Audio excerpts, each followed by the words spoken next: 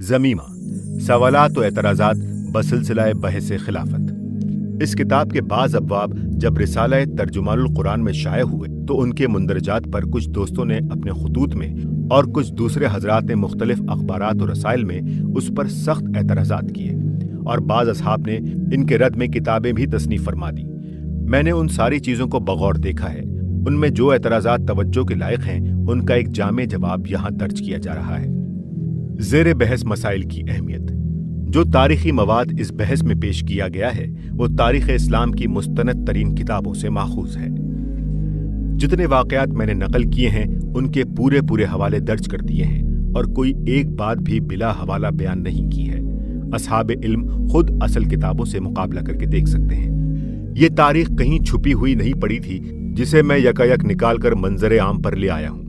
ये तो सदियों से दुनिया में फैल रही है और तबात व अशात के जदीद इंतजामात ने इसे लाखों करोड़ों इंसानों तक पहुंचा दिया है। इसे काफिर व मोमिन और दोस्त व दुश्मन सब पढ़ रहे हैं और ये सिर्फ अरबी दानों तक भी महदूद नहीं बल्कि तमाम मगरबी जबानों में मुस्तशरिकीन ने और हमारी अपनी जबान में तर्जुमा व तालीफ करने वालों ने इसे बड़े पैमाने पर शाया कर दिया है।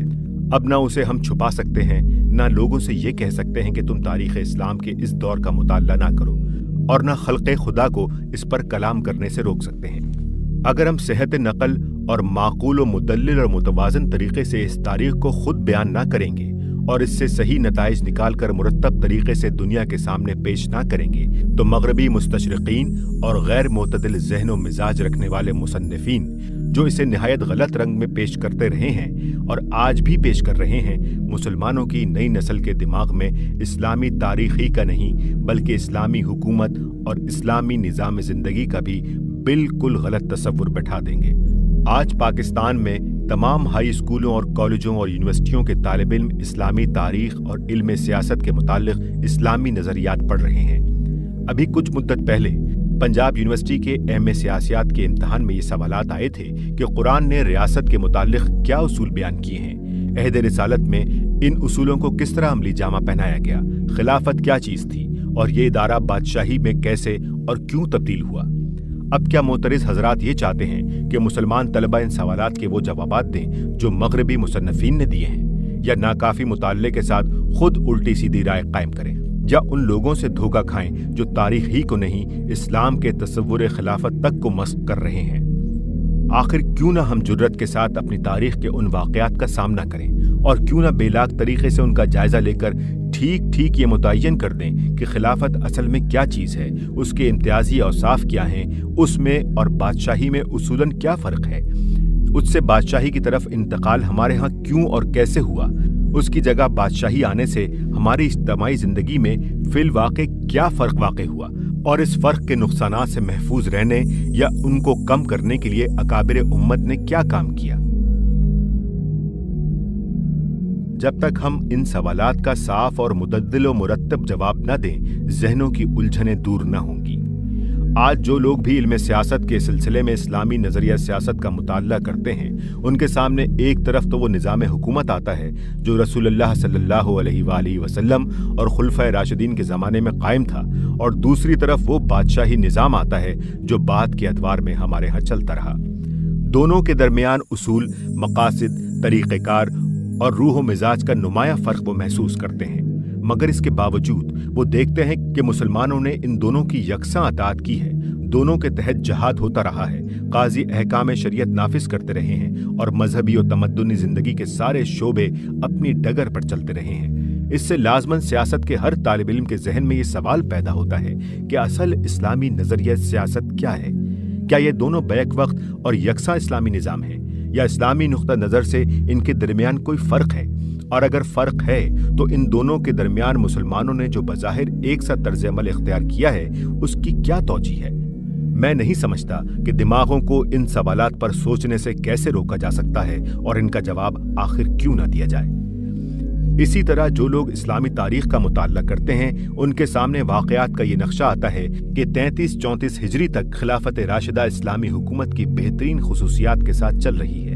फिर इस पर जवाल आना शुरू होता है, यहाँ तक कि 60 हिजरी तक पहुँचते पहुँचते वो सारी खुसूसियात ख़त्म हो जाती हैं और उनकी जगह दुनियावी हुकूमत की इम्तियाजी खुसूसियात नुमाया हो जाती हैं। जबरी बैत, मौरूसी बादशाही, कैसर व किसरा का सा तर्ज जिंदगी, राइयों का रियाया से एहतजाब, बैतुल माल के मामले में एहसास जिम्मेदारी का फुकदान, सियासत का शरीयत की पाबंदी से आज़ाद हो जाना, अमर बिल मारूफ व नही अनिल मुनकर की आज़ादी से मुसलमानों की महरूमी, शूरा के तरीक़े का खात्मा, गर्ज वो तमाम चीज़ें जो एक दुनियावी हुकूमत को एक दीनी हुकूमत से मुमय्यज़ करती है, वो 60 हिजरी के बाद से एक मुस्तकिल बीमारी की तरह मुसलमानों की हुकूमत को लगी हुई नजर आती हैं। अब इस अजीम तगय्युर और निहायत नुमाया तगय्युर के मुतालिक हम क्या कहें? क्या ये कहें कि यह अचानक किसी सबब के बगैर रुनुमा हो गया, या ये कहें कि उस दौर की कोई तारीख मौजूद नहीं है इसलिए हम नहीं कह सकते कि ये कैसे हो गया, या ये कहें कि उस दौर की तारीख तो मौजूद है मगर उसका हर वो वाक़या जो इस तगय्युर के असबाब की निशानदही करता है नाकाबिल एतमाद है, अगरचे उन्हें मौर्रिखीन की रिवायत इससे पहले और उसके बाद के अदवार के मुतालिक काबिल एतमाद है, या ये कहें कि उस दौर की तारीख की तरफ से आंखें बंद कर लेनी चाहिए और इन सवालात पर गौर, बहस, कलाम कुछ ना करना चाहिए, क्योंकि उस 26-27 साल के ज़माने के जो हालात उन नताइज के मौजिब हुए, बास सहाबा पर आयद हो जाने का खतरा है। इनमें से कौन सी बात आखिर हम सेहत और माकूलियत के साथ कह सकते हैं जो तारीख पढ़ने वाले किसी आम शख्स को मुतमईन कर दे? इसमें शक नहीं कि तारीख के मामले में छानबीन, इस्नाद और तहकीक का वो एहतमाम नहीं हुआ है जो अहादीस के मामले में पाया जाता है, लेकिन ये कहना भी तो मुश्किल है कि इब्ने साद, इब्ने अब्दुल बर, इब्ने जरीर, इब्ने हजर, इब्ने कसीर और इब्ने असीर जैसे लोगों ने दौर इख्तलाफ के हालात नकल करने में इतनी सहलंगारी और बेएहतियाती बरती है कि बिल्कुल बेअसल बातें अपनी किताबों में सहाबा की तरफ मंसूब कर दी। क्या वो इन बातों को बयान करते वक्त इस बात से बेखबर थे कि हम किन बुजुर्गों की तरफ ये वाक़यात मंसूब कर रहे हैं? अल सहाबा कुल्लहुम उदूल का सही मतलब अंदेशा जाहिर किया गया है कि इस तरह की बहसों से सहाबा की पोजीशन मजरू होती है और उस एतमाद में फर्क आता है जो मुसलमानों को उन पर होना चाहिए। इस मामले में भी चंद उमूर की वजाहत कर देना मैं जरूरी समझता हूँ। सहाबा कराम के मुतालिक मेरा अकीदा भी वही है जो आम मुहद्दिसीन फ़ुक़हा और उलमाए उम्मत का अकीदा है कि कुल्लहुम उदूल। जाहिर है कि हम तक दीन के पहुंचने का जरिया वही है। अगर उनकी अदालत में जर्रा बराबर भी शुबा पैदा हो जाए तो दीन ही मुश्तबा हो जाता है। अगरचे मैं अल सहाबा कुल्लहुम उदूल यानी सहाबा सब रास्तबाज हैं का ये मतलब नहीं लेता कि तमाम सहाबा बेखता थे और उनमें हर एक हर किस्म की बशरी कमजोरियों से बालातर था और उनमें से किसी ने कभी कोई गलती नहीं की है, बल्कि मैं इसका मतलब ये लेता हूँ कि रसूलुल्लाह सल्लल्लाहु अलैहि वसल्लम से रिवायत करने या आपकी तरफ कोई बात मंसूब करने में किसी सहाबी ने कभी रास्ती से हरगिज़ तजावुज़ नहीं किया है। पहला मतलब अगर लिया जाए तो तारीख ही नहीं हदीस की मुस्तनद और कवी रवायात भी इसकी तायीद ना करेंगी, और दूसरा मतलब लिया जाए तो वो कतई तौर पर साबित है जिसके खिलाफ कोई शख्स किसी काबिल एतमाद जरिए से कोई सबूत नहीं ला सकता। हद ये है कि सहाबा की बाहमी लड़ाइयों तक में जबकि सख्त खूनरेजियां उनके दरमियान हो गईं, कभी किसी फरीक ने कोई हदीस अपने मतलब के लिए अपनी तरफ से गढ़कर रसूलुल्लाह सल्लल्लाहु अलैहि वसल्लम की तरफ मंसूब नहीं की, न किसी सही हदीस को इस बिना पर झुटलाया कि वो उसके मफाद के खिलाफ पड़ती है। इसलिए मशाजरात सहाबा की बहस में इस जहनी उलझन लाहक नहीं होनी चाहिए कि अगर किसी का बरसरे हक होना और किसी का गलती पर होना मान लिया जाए तो उससे दीन खतरे में पड़ जाएगा। हम बिला इस्तिस्ना तमाम सहाबा को रसूलुल्लाह सल्लल्लाहु अलैहि वसल्लम से रिवायत के मामले में कतई काबिल एतमाद पाते हैं और हर एक की रिवायत को बसरो चश्म कबूल करते हैं। सहाबा की अदालत को अगर इस मानी में लिया जाए कि तमाम सहाबा रसूलुल्लाह सल्लल्लाहु अलैहि वसल्लम के पूरे वफादार थे और उन सबको यह एहसास था कि हुजूर की सुन्नत और हिदायत उम्मत तक पहुंचाने की भारी जिम्मेदारी उन पर आयद होती है, इसलिए उनमें से किसी ने कभी कोई बात हुजूर सल्लल्लाहु अलैहि वसल्लम की तरफ गलत तौर पर मंसूब नहीं की है, तो अल सहाबा कुल्लहुम उदूल की ये तफसीर बिला इस्तिस्ना तमाम सहाबा पर रास्त आएगी। लेकिन अगर इसकी ये ताबीर की जाए कि बिला इस्तिस्ना तमाम सहाबा अपनी जिंदगी के तमाम मामलात में सिफत अदालत से कुल्ली तौर पे मुत्तसिफ थे, तो उनमें से किसी से भी कोई काम अदालत के मनाफी सादिर नहीं हुआ है, तो ये उन सब पर रास्त नहीं आ सकती। बिलाशुबा उनकी बहुत बड़ी अक्सरियत अदालत के बड़े ऊंचे मकाम पर फाइज थी। मगर इससे इनकार नहीं किया जा सकता कि उनमें एक बहुत कलील तादाद ऐसे लोगों की भी थी जिनसे बाज काम अदालत के मुनाफे सादिर हुए हैं। इसलिए अल सहाबा कुल्लुहुम उदूल की दूसरी ताबीर बतौर कुलिया बयान नहीं की जा सकती, मगर उसके कुलिया ना होने से ये लाजिम नहीं आता कि हदीस की रिवायत के मामले में उनमें से कोई भी नाकाबिल एतमाद हो, क्योंकि इस कौल की पहली ताबीर बिलाशुबा कुलिये की हैसियत रखती है और इसके खिलाफ कभी कोई चीज नहीं पाई गई है। यहाँ ये सवाल पैदा होता है कि क्या किसी शख्स से कोई काम अदालत के मुनाफी सरजद होने का ये नतीजा हो सकता है कि सिफत रिवायत उससे बिल्कुल या मुंतकी हो जाए और हम सिरे से उसके आदिल होने ही की नफी कर दें और वो रिवायत हदीस के मामले में नाकाबिल एतमाद ठहरे। मेरा जवाब यह है कि किसी शख्स के एक दो या चंद मामलात में अदालत के मुनाफी काम कर गुजरने से ये लाजिम नहीं आता कि उसकी अदालत की कुल्ली नफी हो जाए और वो आदिल के बजाय फासिक करार पाए, तरह हाले के उसकी जिंदगी में मजमूई तौर पर अदालत पाई जाती हो। हजरत माइज अस्सलमा से जना जैसा शदीद गुनाह सादिर हो गया। यह कतई तौर पर अदालत के मुनाफी काम था, लेकिन उन्होंने कौलन और अमलन तौबा की, खुद अपने आप को सजा के लिए पेश कर दिया और उन पर हद जारी कर दी गई। अब इस बात से कि वो अदालत के मुनाफी एक काम कर गुजरे थे, उनकी अदालत मुंतफी नहीं हो गई, चनाचा मुहद्दिसीन ने उनकी हदीस कबूल की है। इसी मिसाल से इस बात का जवाब भी मिल जाता है कि जब अल्लाह ताला उन्हें माफ कर चुका है तो उनके उन वाक़यात को बयान न करना चाहिए। हजरत माइस की मग़फ़िरत में कोई शुबा नहीं किया जा सकता। उन्होंने ऐसी तौबा की जो दुनिया में कम ही किसी ने की होगी। रसूलुल्लाह सल्लल्लाहु अलैहि वसल्लम ने खुद उनकी मग़फ़िरत की तसरीह फरमाई है, मगर क्या अब इस अमर वाक़े को कि उनसे जना का सुदूर हुआ था बयान करना ममनू है?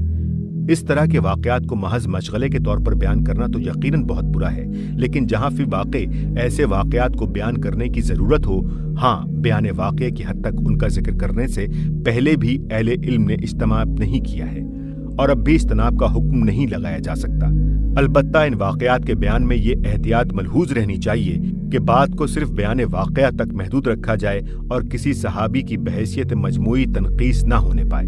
यही एहतियात मैंने अपनी इम्कानी हद तक पूरी तरह मलहूज रखी है। अगर इससे कहीं तजावुज़ पाया जाता हो तो मुझे इस पर मुत्तला किया जाए, मैं इंशाअल्लाह इसकी फौरन इस्लाह कर दूंगा। बास हजरात इस मामले में ये निराला कायदा कुलिया पेश करते हैं कि हम सहाबा कराम के बारे में सिर्फ वही रिवायत कबूल करेंगे जो उनकी शान के मुताबिक हों और हर उस बात को रद्द कर देंगे जिससे उन पर हर्फ आता हो, ख्वाह वो किसी सही हदीस ही में वारिद हुई हो। लेकिन मैं नहीं जानता कि मुहद्दिसीन, मुफस्सिरीन और फुक़हा में से किसी ने यह बाकायदा कुलिया बयान किया है और कौन सा मुहद्दिस या मुफस्सिर या फ़क़ीह है जिसने कभी इसकी पैरवी की है। क्या रसूलुल्लाह सल्लल्लाहु अलैहि वसल्लम के ईला और तख़य्युर का वाक़या हदीस व फ़िक़्ह और तफसीर की किताबों में बयान नहीं किया गया है? हालांकि इससे उम्महातुल मोमिनीन पर यह इल्ज़ाम आता है कि उन्होंने नफ़क़ा के लिए हुज़ूर सल्लल्लाहु अलैहि वसल्लम को तंग किया था। क्या वाक़े फ़क़ में बाज़ सहाबा के मुलव्विस होने और उन पर हद क़ज़फ़ जारी होने का किस्सा उनमें बयान नहीं किया गया है? हालांकि इस कसूर की शनाअत जैसी कुछ है वो जाहिर है। क्या माज़ा, सलमा और गामदिया के वाक़यात इन किताबों में बयान नहीं किए गए हैं? हालांकि सहाबियत का शर्फ तो उन्हें भी हासिल था और इस मन घड़त कायदे की रूह से मुहद्दिसीन को वो तमाम रिवायात रद्द कर देनी चाहिए थी जिनमें किसी सहाबी या किसी सहाबिया से जना जैसे घिनौने फेल के सदूर का जिक्र आया हो।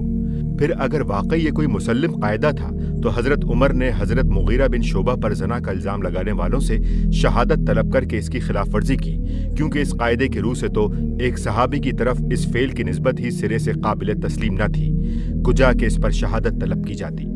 बल्कि खुद वो हजरात भी जो आज इस कायदा कुलिया को पेश फरमा रहे हैं इसकी पूरी पाबंदी नहीं करते। अगर वाकई वो इसके कायल होते तो उन्हें कहना चाहिए था कि जंग जमल और जंग सफ़ैन सिरे से कभी पेश ही नहीं आई हैं, क्योंकि सहाबा कराम की शान इससे बालातर होनी चाहिए कि वो एक दूसरे के मुकाबले में तलवार लेकर खड़े हो जाएं और उनके हाथों से अहले ईमान की खूनरेजी हो। गलती के सुदूर से बुजुर्गी में फ़र्क नहीं आता। हकीकत यह है कि सहाबा समेत तमाम गैर नबी इंसान गैर मासूम हैं और मासूमियत सिर्फ अंबिया के लिए ख़ास है। गैर नबी इंसानों में कोई शख्स इस माना में बुजुर्ग नहीं होता कि उससे गलती का सुदूर महाल है या उसने अमलन कभी गलती नहीं की है, बल्कि इस माना में बुजुर्ग होता है कि इल्म और अमल के लिहाज से उसकी जिंदगी में खैर गालिब है। फिर जितना किसी में खैर का गलबा हो वो उतना ही बड़ा बुजुर्ग है, और उसके फेल या बाज अफआल के गलत होने से उसकी बुजुर्गी में फर्क नहीं आ सकता। इस मामले में मेरे और दूसरे लोगों के नुक्ता नज़र में एक बुनियादी फर्क है, जिसकी वजह से बसा औकात मेरी पोजीशन को समझने में लोगों को गलत फहमी लाहक हो जाती है। लोग समझते हैं कि जो बुजुर्ग है वो गलती नहीं करता, और जो गलती करता है वो बुजुर्ग नहीं है। इस नजरिए की बिना पर वो चाहते हैं कि किसी बुजुर्ग के किसी काम को गलत ना कहा जाए, और मजीद बरा वो ये भी गुमान करते हैं कि जो शख्स उनके किसी काम को गलत कहता है वो उनको बुजुर्ग नहीं मानता। मेरा नजरिया इसके बरक्स है। मेरे नजदीक एक गैर नबी बुजुर्ग का कोई काम गलत भी हो सकता है और इसके बावजूद वो बुजुर्ग भी रह सकता है। मैं किसी बुजुर्ग के किसी काम को गलत सिर्फ उसी वक्त कहता हूँ जब वो काबिल एतमाद ज़राए से साबित हो और किसी माकूल दलील से उसकी तावील न की जा सकती हो। मगर जब इस शर्त के साथ मैं जान लेता हूँ कि एक काम गलत हुआ है तो मैं उसे गलत मान लेता हूँ, फिर उस काम की हद तक ही अपनी तनकीद को महदूद रखता हूँ, और उस गलती की वजह से मेरी निगाह में ना उन बुजुर्ग की बुजुर्गी में कोई फर्क आता है, ना उनके एहतराम में कोई कमी वाक़ई होती है। मुझे इस बात की कभी जरूरत महसूस नहीं होती कि जिनको मैं बुजुर्ग मानता हूँ उनकी खुली खुली गलतियों का इनकार करूँ, लेप पोत करके उनको छुपाऊं या गैर माकूल तावीलें करके उनको सही साबित करूँ। गलत को सही कहने का लाजमी नतीजा ये होगा कि हमारे मयार बदल जाएंगे, और जो गलतियां मुख्तलिफ बुजुर्गों ने अपनी अपनी जगह अलग अलग की हैं वो सब इकट्ठी हमारे अंदर जमा हो जाएंगी, और लेप पोत करने या एलानिया नजर आने वाली चीजों पर पर्दा डालने से मेरे नजदीक बात नहीं बनती बल्कि और बिगड़ जाती है। इससे तो लोग इस शुबे में पड़ जाएंगे कि हम अपने बुजुर्गों के जो कमालात बयान करते हैं वो भी शायद बनावटी ही होंगे। सहाबा में फर्क मरातिब। सहाबा कराम के मामले में हदीस और सीरत की किताबों के मुताले से मैं इस नतीजे पर पहुंचा हूं कि वो सहाबियत के शर्फ में तो यकसा थे, मगर इल्म फजल और सरकार रिसालत माब सल्लल्लाहु अलैहि वसल्लम से इक्तिसाब फैज़ और आपकी सोहबत और तालीम से मुतासिर होने के मामले में उनके दरमियान फ़र्क़ मरातिब था। वो बहरहाल इंसानी माशरा ही था जिसमें शम्अ नबूवत रोशन हुई थी। उस माशरे के तमाम इंसानों ने ना तो इस शम्मा से नूर का इक्तिसाब यकसा किया था और ना हर एक को इसके मौक़े दूसरों के बराबर मिले थे। इसके अलावा हर एक की तबीयत अलग थी, मिजाज मुख्तलिफ था, खूबियां और कमजोरियां एक जैसी ना थीं। उन सब ने अपनी अपनी इस्तेदाद के मुताबिक हुजूर की तालीम और सोहबत का असर कमोबेश कबूल किया था, मगर उनमें ऐसे लोग भी हो सकते थे और फिल वाक़े थे जिनके अंदर तज़किया नफ्स की इस बेहतरीन तरबियत के बावजूद किसी न किसी पहलू में कोई कमजोरी बाकी रह गई थी। ये एक ऐसी हकीकत है जिसका इनकार नहीं किया जा सकता, और ये सहाबा कराम के अदब का कोई लाजमी तकाजा भी नहीं है कि इसका इनकार किया जाए। बुजुर्गों के काम पर तनकीद का सही तरीका। तमाम बुजुर्गान दिन के मामले में अमूमन और सहाबा कराम के मामले में खुसूसन मेरा तर्ज अमल ये है कि जहाँ तक किसी माकूल तावील से या किसी मोतबर रिवायत की मदद से उनके किसी कौल या अमल की सही ताबीर मुमकिन हो, उसी को इख्तियार किया जाए और उसको गलत करार देने की जसारत उस वक्त तक न की जाए जब तक कि उसके सिवा चारा न रहे। लेकिन दूसरी तरफ मेरे नज़दीक माकूल तावील की हदों से तजावुज करके और लेप पोत करके गलती को छुपाना या गलत को सही बनाने की कोशिश करना ना सिर्फ इंसाफ और इल्मी तहकीक के खिलाफ है, बल्कि मैं इसे नुकसानदेह भी समझता हूँ, क्योंकि इस तरह की कमजोर वकालत किसी को मुतमईन नहीं कर सकती, और इसका नतीजा ये होता है कि सहाबा और दूसरे बुजुर्गों की असली खूबियों के बारे में जो कुछ हम कहते हैं वो भी मशकूक हो जाता है। इसलिए जहाँ साफ साफ दिन की रोशनी में एक चीज एलानिया गलत नजर आ रही हो, वहां बात बनाने के बजाय मेरे नजदीक सीधी तरह ये कहना चाहिए कि फलां बुजुर्ग का ये कौल या फेल गलत था। गलतियां बड़े से बड़े इंसानों से भी हो जाती हैं और इनसे उनकी बड़ाई में कोई फर्क नहीं आता, क्योंकि उनका मर्तबा उनके अजीम कारनामों की बिना पर मुतय्यन होता है, ना कि उनकी किसी एक या दो चार गलतियों की बिना पर। माखिस की बहस। बाज हजरात ने उन किताबों पर भी अपने शुबहात का इजहार फरमाया है जिनसे मैंने खिलाफत राशिदा और उसकी खुसूसियात के आखिरी हिस्से और खिलाफत से मलूकियत तक की पूरी बहस में मवाद अखज़ किया है। दरअसल ये दो किस्म के माखिस हैं। एक वो जिनसे मैंने कहीं कहीं ज़िम्नन कोई वाक़या लिया है, यानी इब्ने अबी अल हदीद, इब्ने कुतैबा और अल मसूदी। दूसरे वो जिनकी रिवायात पर मैंने अपनी बहस का ज्यादातर मदार रखा है, यानी मोहम्मद बिन साद, इब्ने अब्दुल बर, इब्नुल असीर, इब्नुल जरैर अल तबरी اور ابن کثیر۔ ابن ابی الحدید پہلی قسم کے ماخذ میں سے ابن ابی الحدید کا شیعہ ہونا تو ظاہر ہے، لیکن اس سے میں نے صرف یہ واقعہ لیا ہے کہ حضرت رضی اللہ تعالیٰ عنہ نے بیت المال میں سے اپنے بھائی عقیل بن ابی طالب کو بھی زائد از استحقاق کچھ دینے سے انکار کر دیا تھا۔ یہ بجائے خود ایک صحیح واقعہ ہے، اور دوسرے مورخین بھی بتاتے ہیں کہ حضرت عقیل اسی لیے بھائی کو چھوڑ کر مخالف کیمپ میں چلے گئے تھے۔ مثال کے طور پر اصابہ اور الاستیاب میں حضرت عقیل کے حالات ملاحظہ فرما لیجئے۔ اس لیے محض ابن ابی الحدید کے شیعہ ہونے کی وجہ سے اس امر واقعہ کا انکار نہیں کیا جا سکتا۔ ابن قتیبہ کے متعلق یہ خیال بالکل غلط ہے کہ وہ شیعہ تھا۔ وہ ابو حاتم الجستانی اور اسحاق بن راہو جیسے ائمہ کا شاگرد اور دینور کا قاضی تھا۔ ابن کثیر اس کے متعلق لکھتے ہیں کہ وہ سقہ اور صاحب فضل و شرف آدمی تھا۔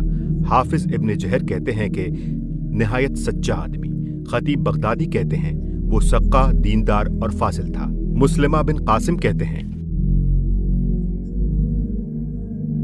نہایت سچا آدمی تھا، اہل سنت میں سے تھا، کہا جاتا ہے کہ وہ اسحاق بن راہویہ کا پیرو تھا۔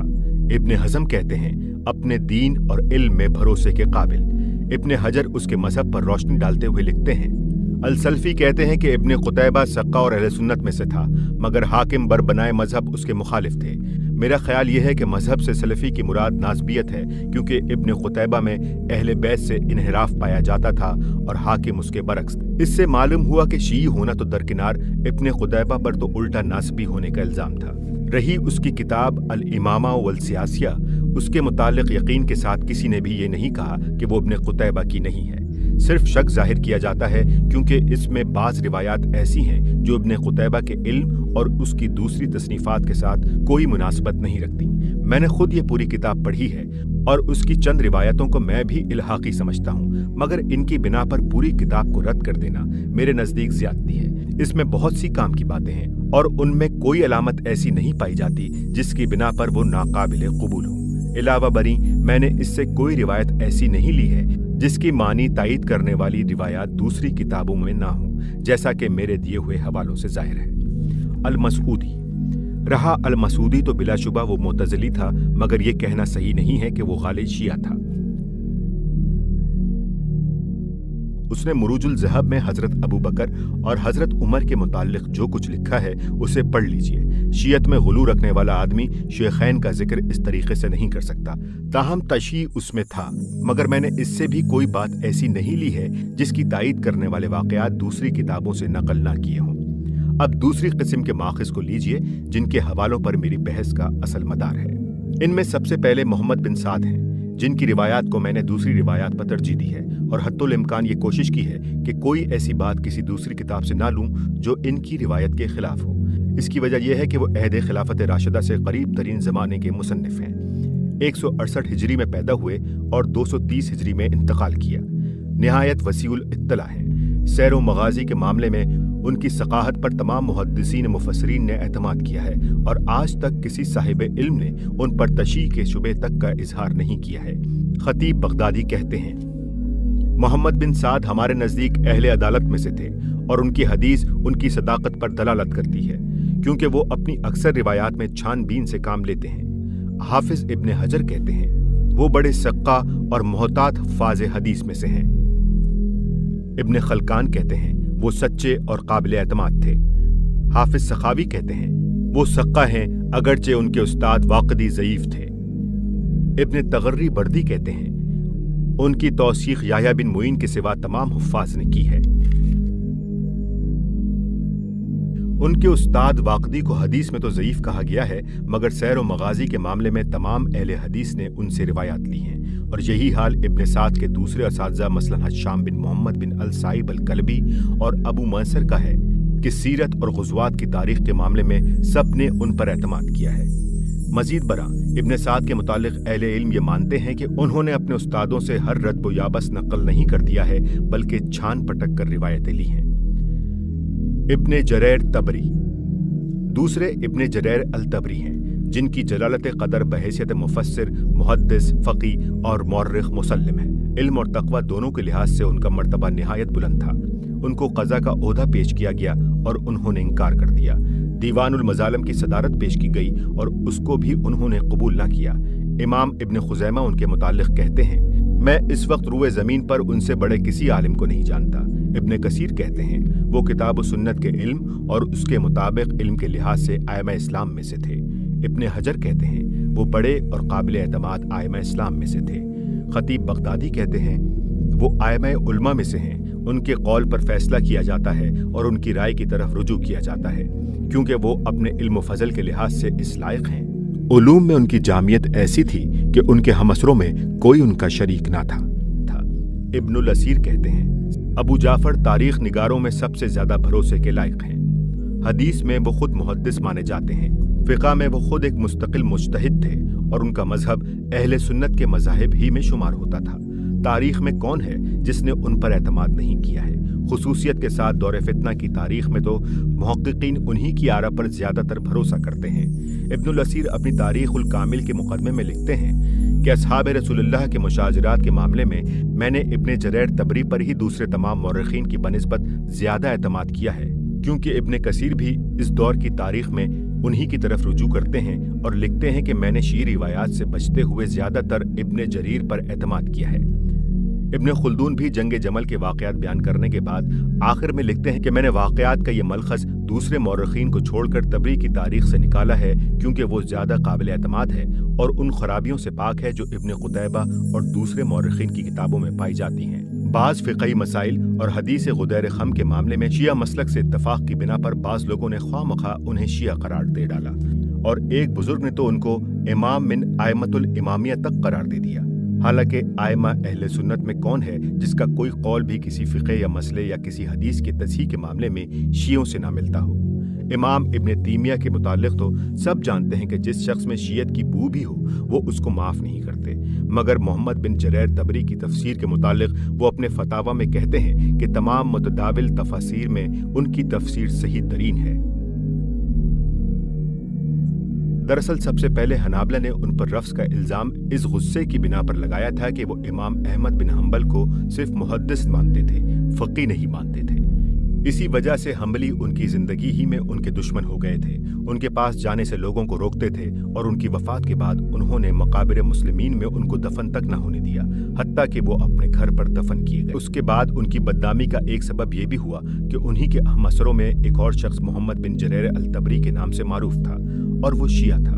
लेकिन कोई शख्स जिसने कभी आंखें खोलकर खुद तफसीर इब्न जरीर और तारीख तबरी को पढ़ा है, इस गलत फहमी में नहीं पढ़ सकता कि उनका मुसन्निफ शिया था या ये दोनों किताबें उस शी मोहम्मद बिन जरीर अल तबरी की लिखी हुई हैं। इब्न अब्दुल बर तीसरे हाफिज अबू उमर इब्न अब्दुल बर हैं, जिनको हाफिज ज़हबी ने तस्करुल हफ़ाज़ में शेखुल इस्लाम कहा है। अबुल वलीद अब्बाजी कहते हैं, उंदलस में अबू उमर जैसा आलिम हदीस कोई न था। इब्न हसन कहते हैं, मेरे इल्म में फ़िक़ह हदीस पर कलाम करने में कोई उनके बराबर भी न था, गुजा के उनसे बेहतर होता। इब्न हजर कहते हैं, उनकी तालीफ़ात बेमिसल हैं और उनमें से एक अल इस्तियाब है, जिसके मर्तबे की कोई किताब सीरा सहाबा में नहीं है। सहाबा की सीरत के मामले में उनकी अल इस्तियाब पर आखिर कौन है जिसने एतमाद ना किया हो या इस शुबे का इजहार किया हो कि वो तशी की तरफ मिलान रखते थे, या ये इल्ज़ाम लगाया हो कि वो रद्ब याबस नकल करते हैं। इब्नुल असीर चौथे इब्नुल असीर हैं, जिनकी तारीखुल कामिल और असदुल गाबा तारीख़ इस्लाम के मुस्तनद तरीन माखज़ में शुमार होती हैं और बाद के मुसन्निफीन में कोई ऐसा नहीं है जिसने उन पर एतमाद न किया हो। काजी इब्न खलकान जो उनके हमअसर थे लिखते हैं, वो हदीस के हिफ्ज़ और उसकी मार्फत और उसके मुताल्लिक़ात में इमाम थे, कदीम व जदीद तारीख़ के हाफिज थे और अहले अरब के इंसाब और उनके हालात से खूब बाखबर थे। उनके मुताल्लिक़ तशी की तरफ अदना मीलान का शुबा भी किसी ने नहीं किया है और अपनी तारीख के मुकदमे में वो खुद बसराहत कहते हैं कि मुशाजरात सहाबा के बयान में मैंने फूंक फूंक कर कदम रखा है। इब्न कसीर पांचवें हाफिज इब्न कसीर हैं, जिनका मर्तबा मुफस्सिर, मुहद्दिस और मौरख की हैसियत से तमाम उम्मत में मुसल्लम है। इनकी तारीखुल बदाया और नहाया तारीख़ इस्लाम के बेहतरीन माखज़ में शुमार होती है और साहिब कश्फुज़ जुनून के बकौल इसकी बड़ी खूबी ये है कि वो सही और नाक़िस रिवायात में तमीज़ करते हैं। हाफिज ज़हबी उनकी तारीफ़ में लिखते हैं, मैंने ख़ास तौर पर उनकी तारीख़ पर ज़्यादातर एतमाद दो वजूह से किया है। हाशिया آج کل بعض لوگ بڑی بے تکلفی کے ساتھ تاریخ طبری کے مصنف کو شیعہ مورخ بلکہ غالب شیعہ تک قرار دے رہے ہیں۔ غالباً ان کا خیال ہے کہ بیچارے اردو خواں لوگ کہاں اصل کتاب کو پڑھ کر حقیقت معلوم کر سکیں گے۔ ایک یہ کہ وہ تشیع کی طرف میلان تو درکنار اس کے سخت مخالف ہیں، شیعی روایات کو بڑے زور و شور سے تردید کرتے ہیں، صحابہ میں سے کسی پر اپنی حد وسع تک آنچ نہیں آنے دیتے، اور دور فتنہ کی تاریخ بیان کرتے ہوئے انہوں نے حضرت معاویہ بھی نہیں یزید تک کی صفائی پیش کرنے میں کسر نہیں اٹھا رکھی ہے۔ مگر اس کے باوجود وہ اتنے متدین ہیں کہ تاریخ نگاری میں واقعات کو چھپانے کی کوشش نہیں کرتے۔ دوسری وجہ یہ ہے کہ وہ قاضی ابوبکر ابن العربی اور ابن تیمیہ دونوں سے متاخر ہیں۔ قاضی ابوبکر کی العواصم من القواسم اور ابن تیمیہ کی منہاج السنہ سے ناواقف نہیں ہیں، بلکہ ابن تیمیہ کے تو وہ محض شاگرد ہی نہیں، عاشق ہیں، اور ان کی خاطر مبتلا مصائب بھی ہوئے ہیں۔ اس لیے میں یہ شبہ تک نہیں کر سکتا کہ وہ شیعی روایات سے کچھ بھی متاثر ہو سکتے تھے، یا ان کو اخذ کرنے میں کسی قسم کا تساہل برت سکتے تھے، یا ان بحثوں سے واقف نہ تھے جو قاضی ابوبکر اور ابن تیمیہ نے کی ہیں۔ ان کے علاوہ جن لوگوں سے میں نے کم و بیش ضمنی طور پر استفادہ کیا ہے وہ ہیں ابن حجر عسقلانی، ابن خلقان، ابن خلدون، ابوبکر جساس، قاضی ابوبکر ابن العربی، ملا علی قاری، محب الدین الطبری اور بدر الدین عینی جیسے حضرات، جن کے متعلق شاید کوئی شخص بھی یہ کہنے کی جرت نہ کرے گا کہ وہ ناقابل اعتماد ہیں یا تشیع سے ملوث ہیں یا صحابہ کی طرف کوئی بات منسوب کرنے میں تساہل برت سکتے ہیں، یا بے سر و پا قصے بیان کرنے والے لوگ ہیں۔ بعض واقعات کے ثبوت میں نے بخاری، مسلم، ابو داؤد وغیرہ کی مستند روایات بھی نقل کر دی ہیں، مگر اس ہٹ درمی کا کوئی علاج نہیں ہے کہ کوئی شخص ہر اس بات کو غلط کہے جو اس کی خواہشات کے خلاف ہو، خواہ وہ حدیث کی مستند کتابوں تک میں بیان ہوئی ہو، اور ہر اس بات کو صحیح کہے جو اس کی خواہشات کے مطابق ہو، خواہ اس کی سند ان روایات کے مقابلے میں بھی ضعیف تر ہو جنہیں وہ ضعیف قرار دے رہا ہے۔ کیا یہ تاریخیں ناقابل اعتماد ہیں؟ اب غور فرمائیے، یہ ہیں وہ مآخذ جن سے میں نے اپنی بحث میں سارا مواد لیا ہے۔ اگر یہ اس دور کی تاریخ کے معاملے میں قابل اعتماد نہیں ہے تو پھر اعلان کر دیجئے کہ عہد رسالت سے لے کر 8ویں صدی تک کوئی اسلامی تاریخ دنیا میں موجود نہیں ہے، کیونکہ عہد رسالت کے بعد سے کئی صدیوں تک کی پوری اسلامی تاریخ شیخین کی تاریخ سمیت انہی ذرائع سے ہم تک پہنچی ہے۔ اگر یہ قابل اعتماد نہیں ہے تو ان کی بیان کی ہوئی خلافت راشدہ کی تاریخ اور ائمہ اسلام کی سیرتیں اور ان کے کارنامے سب اکاذیب کے دفتر ہیں، جنہیں ہم کسی کے سامنے بھی وثوق کے ساتھ پیش نہیں کر سکتے۔ دنیا کبھی اس اصول کو نہیں مان سکتی، اور دنیا کیا خود مسلمانوں کی موجودہ نسلیں بھی اس بات کو ہرگز قبول نہ کریں گی کہ ہمارے بزرگوں کی جو خوبیاں یہ تاریخیں بیان کرتی ہیں وہ تو سب صحیح ہیں، مگر جو کمزوریاں یہی کتابیں پیش کرتی ہیں وہ سب غلط ہیں۔ اگر کسی کا خیال یہ ہے کہ شیعوں کی سازش ایسی طاقتور تھی کہ ان کے دسائس سے اہل سنت کے یہ لوگ بھی محفوظ نہ رہ سکے، اور ان کی کتابوں میں بھی شیعی روایات نے داخل ہو کر اس دور کی ساری تصویر بگاڑ کر رکھ دی ہے، تو میں حیران ہوں کہ ان کی اس خلل اندازی سے آخر حضرت ابو بکر و عمر کی سیرت اور ان کے عہد کی تاریخ کیسے محفوظ رہ گئی۔ تاہم جن حضرات کو اس بات پر اصرار ہے کہ ان مورخین کے وہ بیانات ناقابل اعتماد ہیں جن میں سے میں نے اس بحث میں استناد کیا ہے، ان سے میں عرض کروں گا کہ براہ کرم وہ صاف صاف بتائیں کہ ان کے بیانات آخر کس تاریخ سے کس تاریخ تک ناقابل اعتماد ہیں۔ اس تاریخ سے پہلے اور اس کے بعد جو واقعات انہی مورخین نے بیان کیے ہیں وہ کیوں قابل اعتماد ہیں، اور یہ مورخین آخر اس درمیانی دور ہی کے معاملے میں اس قدر کیوں بے احتیاط ہو گئے تھے کہ انہوں نے متعدد صحابہ کے خلاف ایسا جھوٹا مواد اپنی کتابوں میں جمع کر دیا۔ حدیث اور تاریخ کا فرق۔ بعض حضرات تاریخی روایات کو جانچنے کے لیے اسماء الرجال کی کتابیں کھول کر بیٹھ جاتے ہیں اور کہتے ہیں کہ فلاں فلاں راویوں کو ائمہ رجال نے مجروح قرار دیا ہے، اور فلاں راوی جس وقت کا واقعہ بیان کرتا ہے اس وقت تو وہ بچہ تھا یا پیدا ہی نہیں ہوا تھا، اور فلاں راوی ایک روایت جس کے حوالے سے بیان کرتا ہے اس سے تو وہ ملا ہی نہیں۔ اسی طرح وہ تاریخی روایات پر تنقید حدیث کے اصول استعمال کرتے ہیں اور اس بنا پر ان کو رد کر دیتے ہیں کہ فلاں واقعہ سند کے بغیر نقل کیا گیا ہے اور فلاں روایات کی سند میں انقطاع ہے۔ یہ باتیں کرتے وقت یہ لوگ اس بات کو بھول جاتے ہیں کہ محدثین نے روایات کی جانچ پڑتال کے یہ طریقے دراصل احکامی احادیث کے لیے اختیار کیے ہیں، کیونکہ ان پر حرام و حلال، فرض و واجب اور مکروہ و مستحب جیسے اہم شرعی امور کا فیصلہ ہوتا ہے۔ और ये मालूम किया जाता है कि दीन में क्या चीज़ सुन्नत है और क्या चीज़ सुन्नत नहीं है। ये शराइत अगर तारीखी वाक़यात के मामले में लगाई जाएं तो इस्लामी तारीख के अदवार माबाद का तो सवाल ही क्या है, और कर्न अव्वल की तारीख का भी कम से कम 9/10 हिस्सा गैर मोतबर करार पा जाएगा। और हमारे मुखालिफिन इन्हीं शराइत को सामने रखकर उन तमाम कारनामों को साक़ितुल एतबार करार दे देंगे जिन पर हम फ़ख्र करते हैं, क्योंकि उसूल हदीस और अस्माउर रिजाल की तनकीद के म्यार पर उनका बेशतर हिस्सा पूरा नहीं उतरता। हद यह है कि सीरत पाक भी मुकम्मल तौर पर इस शर्त के साथ मुरतब नहीं की जा सकती कि हर रिवायत सक़ात से सक़ात ने मुत्तसिल सनद के साथ बयान की हो। ख़ास तौर पर वाक़िदी और सैफ बिन उमर और उन जैसे दूसरे रावियों के मुतालिक आइमाए जरह व तादील के अक़वाल नकल करके बड़े ज़ोर के साथ ये दावा किया जाता है कि हदीस ही नहीं, तारीख़ में भी इन लोगों का कोई बयान काबिल कबूल नहीं है।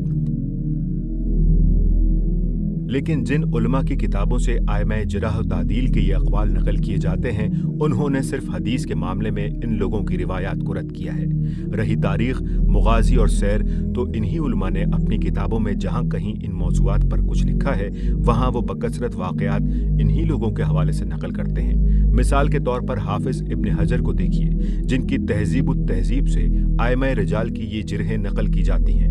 वो अपनी तारीख़ी तसनीफ़ात ही में नहीं बल्कि अपनी शरह बुखारी यानी फतहुल बारी तक में जब गुज़वात और तारीख़ी वाक़यात की तशरीह करते हैं तो उसमें जगह जगह वाक़िदी और सैफ बिन उमर और ऐसे ही दूसरे मजरूर रावियों के बयानात बेतकल्लुफ़ नकल करते चले जाते हैं। इसी तरह हाफिज़ इब्न कसीर अपनी किताब अल बिदाया व अल निहाया में खुद अबू मख्तफ की सख्त मज़म्मत करते हैं और फिर खुद ही इब्न जरैर तबरी की तारीख से बकसरत वो वाक़यात भी नकल करते हैं जो उन्होंने उसके हवाले से बयान किए हैं। इससे साफ मालूम होता है कि इल्म हदीस के अकाबिर उलमा ने हमेशा तारीख और हदीस के दरमियान वाज़े फ़र्क मलहूज़ रखा है और इन दोनों को खलत मलत करके वो एक चीज़ पर तनकीद के वो उसूल इस्तेमाल नहीं करते जो दर हकीकत दूसरी चीज़ के लिए वज़ा किए गए हैं। ये तर्ज अमल सिर्फ मुहद्दिसीन ही का नहीं, अकाबिर फ़ुक़हा तक का है जो रिवायात को कबूल करने में और भी ज़्यादा सख्ती बरतते हैं।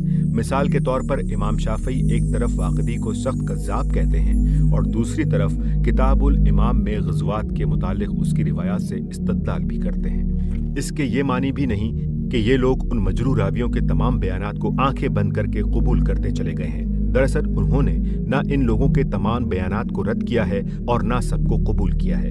वो इनमें से छांट कर सिर्फ वो चीज़ें लेते हैं जो उनके नज़दीक नकल करने के काबिल होती हैं, जिनकी तायद में बहुत सा दूसरा तारीख़ी मवाद भी उनके सामने होता है और जिनमें सिलसिला वाक़यात के साथ मुनासबत भी पाई जाती है। इसलिए कोई माकूल वजह नहीं है कि इब्न साद, इब्न अब्दुल बर, इब्न कसीर, इब्न जरैर, इब्न असीर, इब्न हजर और इन जैसे दूसरे सक़्क़ा उलमा ने अपनी किताबों में जो हालात मजरूर रावियों से नकल किए हैं उन्हें रद्द कर दिया जाए, या जो बातें ज़ईफ़ या मुनक़ता सनदों से ली हैं या बिला सनद बयान की हैं उनके मुतालिक ये राय कायम कर ली जाए कि वो बिल्कुल बेसरोपा हैं, महज गप हैं और उन्हें बस उठाकर फेंक ही देना चाहिए। आजकल ये ख्याल भी बड़े ज़ोर व शोर से पेश किया जा रहा है कि हमारे यहाँ चूंकि तारीख़ नवीसी अब्बासियों के दौर में शुरू हुई थी और अब्बासियों को बनी उमैया से जो दुश्मनी थी वो किसी से छुपी हुई नहीं है, इसलिए जो तारीखें उस जमाने में लिखी गईं वो सब इस झूठे प्रोपेगेंडे से भर गईं जो बनी अब्बास ने अपने दुश्मनों के खिलाफ बर्पा कर रखा था। लेकिन अगर ये दावा सही है तो आखिर इस बात की क्या तौजीह की जा सकती है कि इन्हीं तारीखों में बनी उमैया के वो शानदार कारनामे भी बयान हुए हैं जिन्हें ये हजरात फ़ख्र के साथ नकल करते हैं, और उन्हीं में हज़रत उमर बिन अब्दुल अजीज़ की बेहतरीन सीरत का भी मुफस्सल जिक्र मिलता है जो बनी उमैया ही में से था। और सबसे बढ़कर ये कि इन्हीं तारीखों में बनी अब्बास के भी बहुत से उयूब और मजालिम बयान किए गए हैं। क्या ये सारी खबरें भी बनी अब्बास ने खुद फैलाई थीं? वकालत की बुनियादी कमजोरी।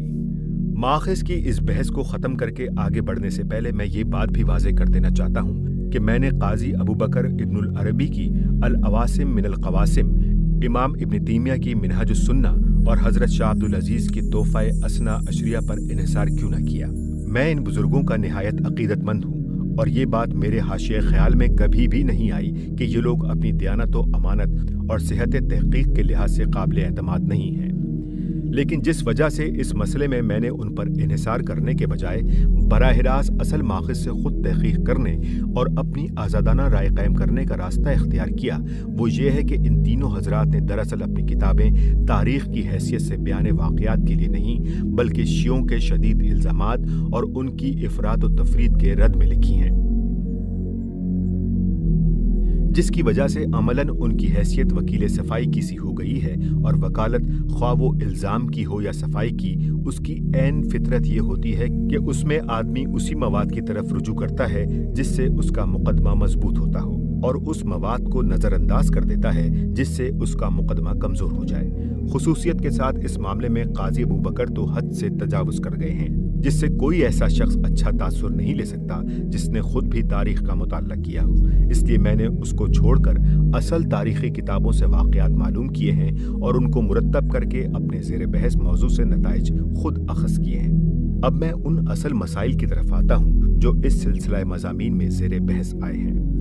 अक़रबा के मामले में हज़रत उस्मान के तर्ज़ अमल की तशरीह। सैयदना उस्मान रज़ी अल्लाह ताला ने अपने अक़रबा के मामले में जो तर्ज़ अमल इख्तियार फरमाया, उसके मुतालिक मेरे वहम गुमान में भी कभी ये शुबा नहीं आया कि माज़अल्लाह वो किसी बदनीयती पर मबनी था। ईमान लाने के वक्त से उनकी शहादत तक उनकी पूरी ज़िंदगी इस बात की गवाही देती है कि वो रसूलुल्लाह सल्लल्लाहु अलैहि वसल्लम के मुखलिस तरीन और महबूब तरीन सहाबियों में से थे।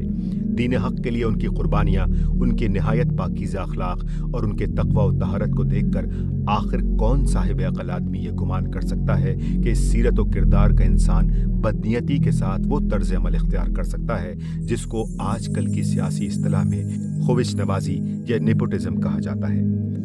दरअसल उनके इस तर्ज़ अमल की बुनियाद वही थी जो उन्होंने खुद बयान फरमाई है कि वो उसे सिला रहमी का तकाजा समझते थे। उनका ख्याल ये था कि कुरान और सुन्नत में जिस सिला रहमी का हुक्म दिया गया है उसका तकाजा इसी तरह पूरा किया जा सकता है कि अपने रिश्तेदारों के साथ जो भलाई करना भी आदमी के इख्तियार में हो वो उससे दरीग़ ना करे। ये नीयत की गलती नहीं बल्कि राय की गलती या बाल्फाज दीगर इज्तिहादी गलती थी। नीयत की गलती वो उस वक्त होती जबकि वो इस काम को नाजायज़ जानते और फिर महज अपने मफाद या अपने अक़रबा के मफाद के लिए इसका इर्तिकाब करते। लेकिन इससे इज्तिहादी गलती कहने के सिवा कोई चारा भी नहीं है, क्योंकि सिला रहमी के हुक्म का ताल्लुक उनकी ज़ात से था, न उनके मनसब खिलाफत से। उन्होंने ज़िंदगी भर अपनी ज़ात से अपने अक़रबा के साथ जो फैयाज़ाना हुस्न सलूक किया वो बिलाशुबा सिला रहमी का बेहतरीन नमूना था। उन्होंने अपनी तमाम जायदाद और सारी दौलत अपने रिश्तेदारों में तकसीम कर दी और ख़ुद अपनी औलाद को उनके बराबर रखा। इसकी जितनी तारीफ़ की जाए वो कम है, मगर सिला रहमी का कोई हुक्म खिलाफत के ओहदे से ताल्लुक़ ना रखता था कि खलीफा होने की हैसियत से भी अपने अक़रबा को फ़ायदा पहुँचाना इस हुक्म का सही तकाज़ा होता। सिला रहमी के शरई अहकाम की तावील करते हुए हज़रत उस्मान रज़ी अल्लाह ताला अन्हु ने बहैसियत खलीफा अपने अक़रबा के साथ जो सलूक किया उसके किसी जुज़ को भी शरन नाजायज़ नहीं कहा जा सकता। ज़ाहिर है कि शरीयत में ऐसा कोई हुक्म नहीं है कि खलीफा किसी ऐसे शख्स को कोई ओहदा ना दे जो उसके ख़ानदान या बरादरी से ताल्लुक़ रखता हो। न खम्स की तकसीम या बैतुल माल से इमदाद देने के मामले में कोई ऐसा ज़ाब्ता शरई मौजूद था जिसकी उन्होंने कोई खिलाफ वर्जी की हो। इस सिलसिले में हज़रत उमर की जिस वसीयत का मैंने जिक्र किया है वो भी कोई शरीयत ना थी जिसकी पाबंदी हज़रत उस्मान पर लाजिम और खिलाफ वर्जी नाजायज़ होती। इसलिए उन पर यह इल्ज़ाम हरगिज़ नहीं लगाया जा सकता कि उन्होंने इस मामले में हद जवाज़ से कोई तजावुज़ किया था। लेकिन क्या इसका भी इनकार किया जा सकता है कि तदबीर के लिहाज से सही तरीन पॉलिसी वही थी जो हज़रत अबू बकर और उमर ने अपने अक़रबा के मामले में इख्तियार फरमाई और जिसकी वसीयत हज़रत उमर ने अपने तमाम इम्कानी जानशीनों को की थी।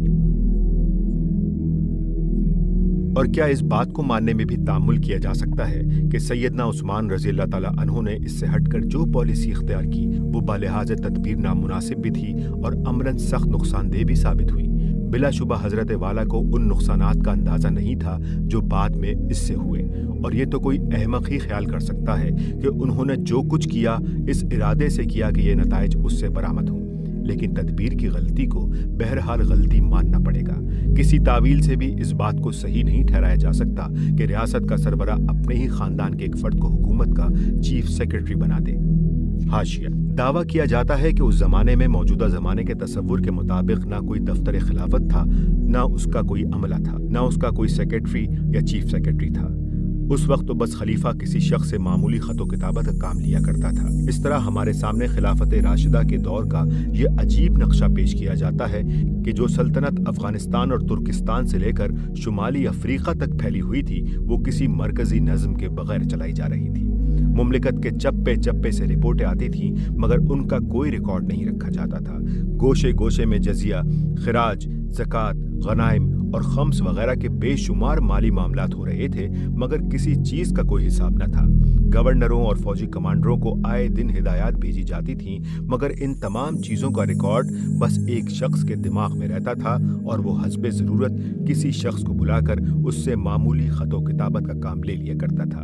गोया ये अपने वक्त की सबसे बड़ी सल्तनत का निज़ाम ही नहीं, बल्कि 15-20 तालिब इल्मों का कोई मदरसा था जिसे कोई मौलवी साहब बैठे चला रहे थे, और जजीरतुल अरब से बाहर के तमाम इस्लामी मकबूजात पर अपने ही ख़ानदान के गवर्नर मुकर्रर कर दे। वाज़े रहे कि उस ज़माने के नज़्म नस्क़ की रूह से अफ्रीका के तमाम मफतूहा इलाके मिस्र के गवर्नर के मातहत, शाम का पूरा इलाका दमिश्क के गवर्नर के मातहत, और इराक़, आज़रबाईजान, आर्मीनिया और खरासान और फारिस के तमाम इलाके कूफा और बसरा के गवर्नरों के मातहत थे। सैयदना उस्मान के ज़माने में एक वक्त ऐसा आया कि उन तमाम सूबों के गवर्नर, बल्कि दर हकीकत गवर्नर जनरल उन्हीं के रिश्तेदार थे।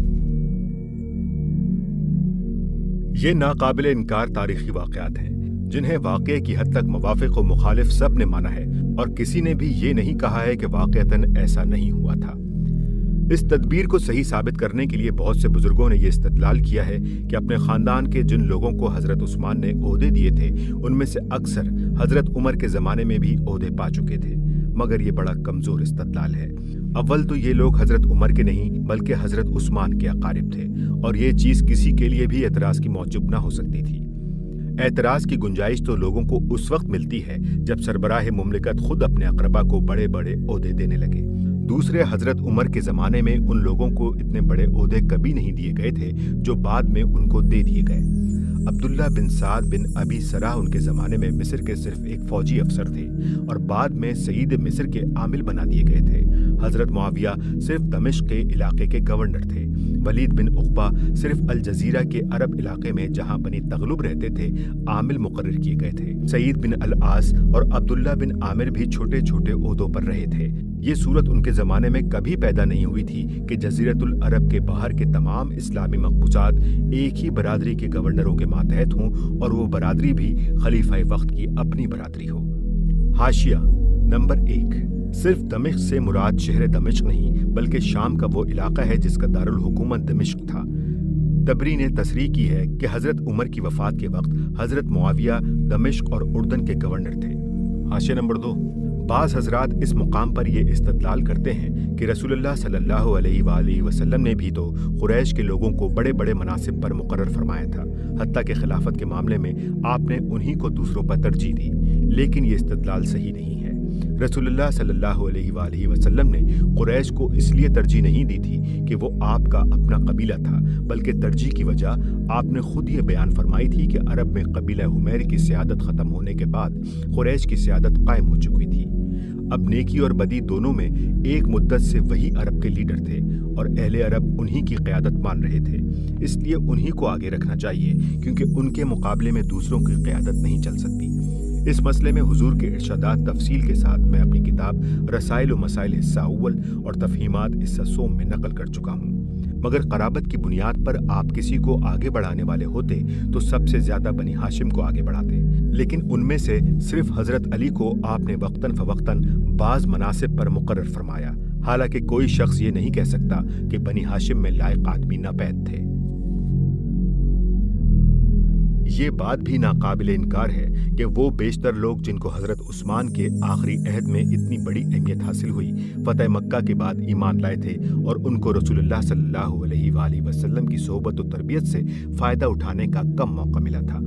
इसमें शक नहीं कि हुजूर की भी ये पॉलिसी ना थी और आपके बाद हज़रत अबू बकर और उमर भी इस पर आमिल नहीं हुए कि उन लोगों का मुकातिया किया जाए या उन्हें इस्लामी रियासत में काम करने के हर मौके से अलग रखा जाए। हुजूर ने और आपके बाद शेखैन ने उनकी तालीफ क़ल्ब और उनकी तरबियत करके उनको माशरे में अच्छी तरह जज्ब करने की कोशिश फरमाई थी और उनसे उनकी इस्तेदाद के मुताबिक काम भी आप और दोनों खुलफा लेते रहे।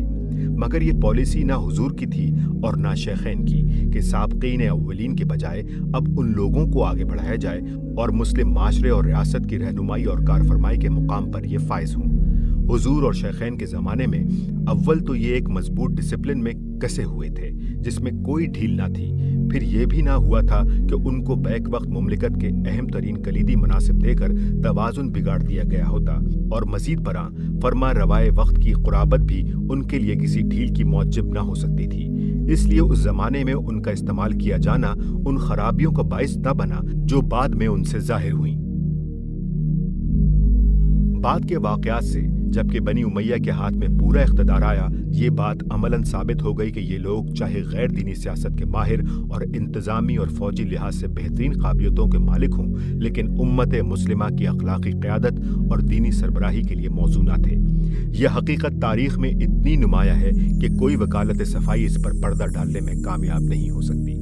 حضرت معاویہ کو مسلسل 16-17 سال ایک ہی صوبے کا گورنر رہنے دینا بھی شرعاً ناجائز نہ تھا، مگر سیاسی تدبیر کے لحاظ سے نامناسب ضرور تھا۔ میں یہ نہیں کہتا کہ خواہ مخواہ کسی قصور کے بغیر ان کو معزول ہی کر دیا جاتا، صرف یہ بات کافی تھی کہ ہر چند سال کے بعد ان کا تبادلہ ایک صوبے سے دوسرے صوبے کی گورنری پر کیا جاتا رہتا۔ اس صورت میں وہ کسی ایک صوبے میں بھی اتنے طاقتور نہ ہو سکتے تھے کہ کسی وقت مرکز کے مقابلے میں تلوار لے کر اٹھ کھڑا ہونا ان کے لیے ممکن ہوتا۔ بیت المال سے اقربا کی مدد کا معاملہ۔ بیت المال سے اپنے اقربا کی مدد کے معاملے میں حضرت عثمان نے جو کچھ کیا اس پر بھی شرعی حیثیت سے کسی اعتراض کی گنجائش نہیں ہے۔ معاذ اللہ، انہوں نے خدا اور مسلمانوں کے مال میں کوئی خیانت نہیں کی تھی، لیکن اس معاملے میں بھی ان کا طریقہ کار بلحاظ تدبیر ایسا تھا جو دوسروں کے لیے وجہ شکایت بنے بغیر نہ رہ سکا۔ محمد بن سعد نے طبقات میں امام زہری کا یہ قول نقل کیا ہے: حضرت عثمان نے اپنی حکومت کے آخری 6 سالوں میں اپنے رشتہ داروں اور خاندان کے لوگوں کو حکومت کے عہدے دیے، اور مروان کے لیے مصر کا خمس یعنی افریقہ کے اموال غنیمت کا خمس جو مصر کے صوبے کی طرف سے آیا تھا لکھ دیا، اور اپنے رشتہ داروں کو مالی عطیے دیے، اور اس معاملے میں یہ تعویل کی کہ یہ وہ صلہ رحمی ہے جس کا اللہ نے حکم دیا ہے۔ انہوں نے بیت المال سے روپیہ بھی لیا اور قرض رقمیں بھی لی، اور کہا کہ ابو بکر و عمر نے اس مال میں سے اپنا حق چھوڑ دیا تھا اور میں نے اسے لے کر اپنے اقربا میں تقسیم کیا ہے۔ اسی چیز کو لوگوں نے ناپسند کیا۔ یہ امام زہری کا بیان ہے، جن کا زمانہ سیدنا عثمان رضی اللہ تعالیٰ عنہ کے عہد سے قریب ترین تھا، اور محمد بن سعد کا زمانہ امام زہری کے زمانے سے بہت قریب ہے۔ ابن سعد نے صرف 2 واسطوں سے ان کا یہ قول نقل کیا ہے۔ اگر یہ بات ابن سعد نے امام زہری کی طرف یا امام زہری نے حضرت عثمان کی طرف غلط منسوب کی ہوتی تو محدثین اس پر ضرور اعتراض کرتے، اس لیے اس بیان کو صحیح ہی تسلیم کرنا ہوگا۔ اس کی تائید ابن جریر طبری کے اس بیان سے بھی ہوتی ہے کہ افریقہ میں عبداللہ بن سعد بن ابی سرح نے وہاں کے بطریق سے 300 قنطار سونے پر مصالحت کی تھی۔ پھر حضرت عثمان نے یہ رقم الحکم یعنی مروان بن حکم کے باپ کے خاندان کو عطا کر دینے کا حکم دیا۔ حضرت عثمان نے خود بھی ایک موقع پر ایک مجلس میں جہاں حضرت علی، حضرت سعد بن ابی وقاص، حضرت زبیر، حضرت طلحہ اور حضرت معاویہ موجود تھے اور ان کے مالی عطایا پر اعتراضات زیر بحث تھے، اپنے طرز عمل کی یہ تشریح فرمائی تھی: میرے دونوں پیش رو اپنی ذات اور اپنے رشتہ داروں کے معاملے میں سختی برتتے رہے، مگر رسول اللہ صلی اللہ علیہ وآلہ وسلم تو اپنے رشتہ داروں کو مال دیا کرتے تھے۔ میں ایک ایسے خاندان سے ہوں جس کے لوگ قلیل المعاش ہیں، اس وجہ سے میں نے اس خدمت کے بدلے میں جو میں اس حکومت کی کر رہا ہوں اس مال میں سے روپیہ لیا ہے، اور میں سمجھتا ہوں کہ مجھے ایسا کرنے کا حق ہے۔ اگر آپ لوگ اسے غلط سمجھتے ہیں تو اس روپے کو واپس کرنے کا فیصلہ کر دیجئے، میں آپ کی بات مان لوں گا۔ سب لوگوں نے کہا آپ نے یہ بات بہت ٹھیک فرمائی۔ پھر حاضرین نے کہا آپ نے عبداللہ بن خالد بن اسید اور مروان کو روپیہ دیا ہے۔ ان کا بیان تھا کہ یہ رقم مروان کو 15,000 کی اور ابن اسید کو 50,000 کی مقدار میں دی گئی ہے۔ چنانچہ یہ رقم ان دونوں سے بیت المال کو واپس دلوائی گئی اور لوگ راضی ہو کر مجلس سے اٹھے۔ ان روایات سے جو بات معلوم ہوتی ہے وہ یہ ہے کہ حضرت عثمان رضی اللہ تعالیٰ عنہ نے اپنے اقربا کو روپیہ دینے میں جو طرز عمل اختیار کیا تھا وہ ہرگز شرعی جواز کی حد سے متجاوز نہ تھا۔ انہوں نے جو کچھ لیا وہ یا تو صدر مملکت کی حیثیت سے اپنے حق الخدمت کے طور پر لے کر خود استعمال کرنے کے بجائے اپنے عزیزوں کو دیا، یا بیت المال سے قرض لے کر دیا جسے وہ ادا کرنے کے ذمہ دار تھے، یا اپنی ثوابدید کے مطابق انہوں نے خمس کے مال کو تقسیم کیا جس کے لیے کوئی مفصل شرعی ضابطہ موجود نہ تھا۔ ظاہر ہے کہ اگر حضرت ابو بکر و عمر کی طرح وہ اپنے رشتہ داروں کے سوا دوسرے لوگوں کے ساتھ اس نوعیت کی فیاضی برتتے تو کسی کو بھی اس پر کوئی اعتراض نہ ہوتا، مگر خلیفہ وقت کا خود اپنے رشتہ داروں کے معاملے میں یہ فیاضی برتنا موضع تہمت بن گیا۔ حضرت ابو بکر و عمر نے اسی بنا پر اپنے آپ کو ہر شک و شبہ سے بالا تر رکھنے کی خاطر اپنی ذات پر بھی سختی کی تھی اور اپنے عزیزوں کو بھی ان فیاضیوں سے محروم رکھا تھا جو وہ دوسرے سب لوگوں کے ساتھ برتتے تھے۔ حضرت عثمان رضی اللہ تعالیٰ عنہ نے یہ احتیاط ملحوظ نہ رکھی اور وہ اعتراضات کے ہدف بن گئے۔